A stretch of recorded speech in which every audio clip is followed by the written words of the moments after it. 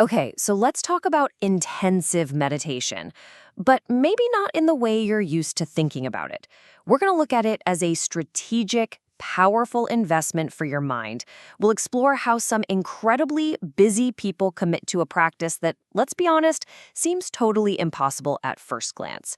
So let's dig into how and, more importantly, why they do it. It all really starts with this number, 2 to 3 hours.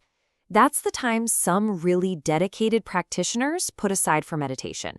And when you first hear that, you can't help but ask the obvious question. Per day? Exactly. In a world that's already overflowing with work deadlines, family stuff, and just trying to have a life, where on earth do you find an extra 2 or 3 hours? It sounds more like a recipe for total burnout than for finding balance. Now, let's be super clear here. We are not talking about monks living a life of quiet seclusion. Nope. The people we're talking about are professionals, they're entrepreneurs, they're parents. They have really demanding jobs and full, complicated lives.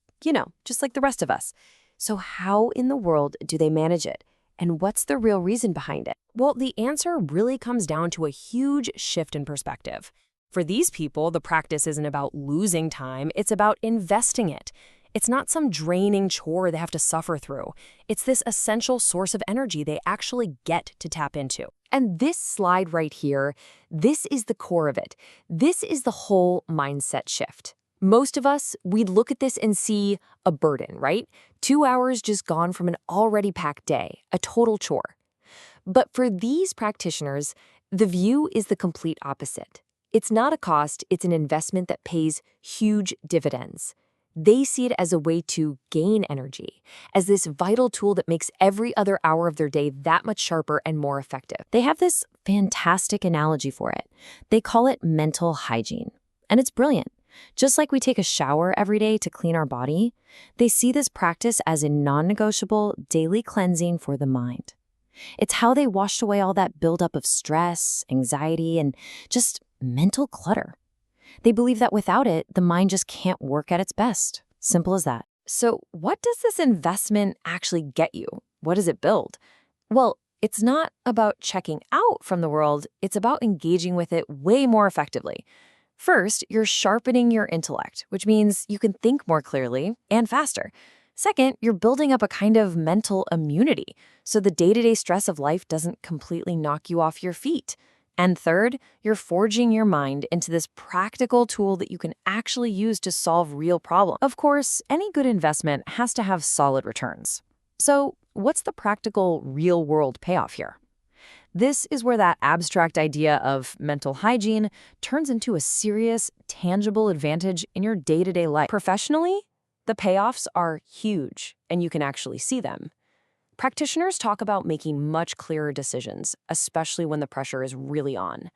They can hold their focus on one complicated task for hours, which is basically a superpower in our world of constant distractions. And, this is crucial, they learn to tackle problems with logic, separating the actual facts from their own emotional reactions. The bottom line?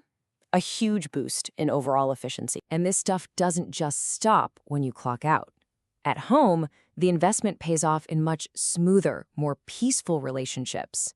It gives you that ability to find that critical little pause, that half second before you react in an argument. And in that tiny pause, you find more patience, more self-control, and that naturally leads to more empathy. Because when you're not just reacting all the time, you can finally, truly hear what the other person is trying to say. Okay, this next example, it's probably the most powerful illustration of just how valuable this practice can become. It might sound a little extreme at first, but it pushes the whole idea of investment to its absolute limit. Get this. There's this high-powered executive, incredibly demanding schedule.